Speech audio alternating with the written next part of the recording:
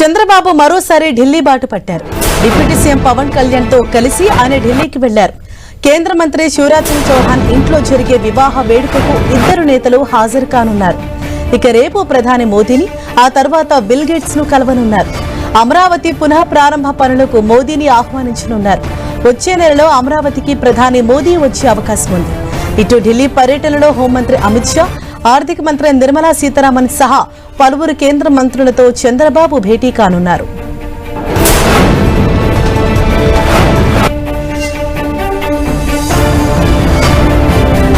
ఇదే విషయంపై మరింత సమాచారాన్ని మా ప్రతినిధి జయరాజ్ మనకు అందిస్తారు. జయరాజ్, చంద్రబాబు పవన్ కళ్యాణ్ ఢిల్లీ పర్యటన వివరాలు ఇవ్వండి. ఎవరెవరిని కలవబోతున్నారు, పూర్తి డీటెయిల్స్ ఇవ్వండి. హరీషా, రాష్ట్ర ముఖ్యమంత్రి నారా చంద్రబాబు నాయుడు, డిప్యూటీ సీఎం పవన్ కళ్యాణ్ కూడా ఢిల్లీ ప్రయాణం అయ్యారు. ఇప్పటికే పవన్ కళ్యాణ్ ఢిల్లీ చేరుకున్నారు. మరి కొద్దిసేపట్లోనే సీఎం కూడా ఢిల్లీ చేరుకుంటారు. ఈ రోజు రాత్రికి జరిగే కేంద్ర మంత్రి శివరాజ్ సింగ్ చౌహాన్ ఇంట్లో జరిగేటటువంటి వివాహానికి ఇద్దరు హాజరవుతారు. ఈ రాత్రికి అక్కడే బస చేస్తారు. రేపు ఉదయం ప్రధాని నరేంద్ర మోడీని ప్రత్యేకంగా ఇద్దరు కూడా కలిసే అవకాశం ఉంది. ప్రధాని నరేంద్ర మోడీతో కలిసి అమరావతి రాజధాని పునర్నిర్మాణానికి తేదీని ఇప్పటికే ఖరారు చేశారు. అయితే ప్రధానితో మరొకసారి రాజధాని ప్రాంతానికి ఆహ్వానించడం, ఆయన చేతుల మీదుగా పునఃప్రారంభ కార్యక్రమాన్ని కూడా చేపట్టాలని నిర్ణయం తీసుకున్నారు.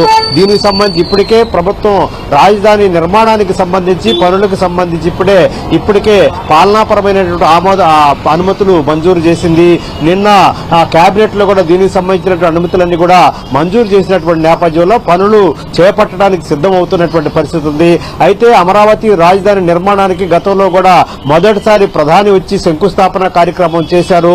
ఆ తర్వాత కొంతమేర పనులయ్యాయి. ఆ తర్వాత నిలిచిపోయినటువంటి పరిస్థితి.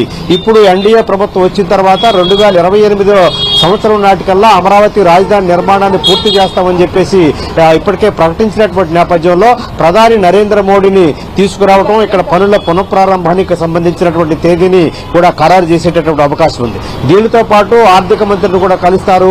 ఇప్పటికే రాజధాని నిర్మాణాలతో పాటు అటు పోలవరం ప్రాజెక్టు, మిగతా ఏవైతే కేంద్రం నుంచి రావాలో నిధులు, వాటన్నిటికి సంబంధించి ఇప్పటికే పలు దఫాలుగా కేంద్రానికి విజ్ఞప్తి చేశారు. ఆర్థిక మంత్రిని కలిశారు. ఎంపీలు కూడా ప్రత్యేకంగా కలిసినటువంటి నేపథ్యంలో కేంద్రం నుంచి రావాల్సినటువంటి నిధులు కూడా త్వరితగతిన విడుదల చేయాలి. రాష్ట్రం ఇబ్బందికరమైనటువంటి ఆర్థిక పరమైన ఇబ్బందుల్లో ఉన్నటువంటి నేపథ్యంలో కేంద్రం పూర్తి సహాయ సహకారాలు అందిస్తుందని హామీ ఇచ్చినటువంటి నేపథ్యంలో మరొకసారి కేంద్ర ఆర్థిక మంత్రిని కలిసి రాష్ట్రానికి రావాల్సినటువంటి నిధులు విడుదలకు సంబంధించినటువంటి అంశం గురించి కూడా విజ్ఞప్తి చేసే అవకాశం ఉంది.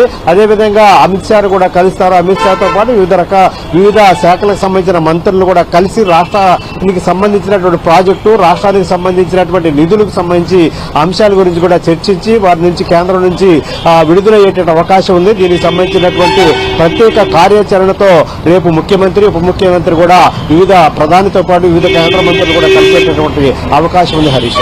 థాంక్యూ జయరాజ్.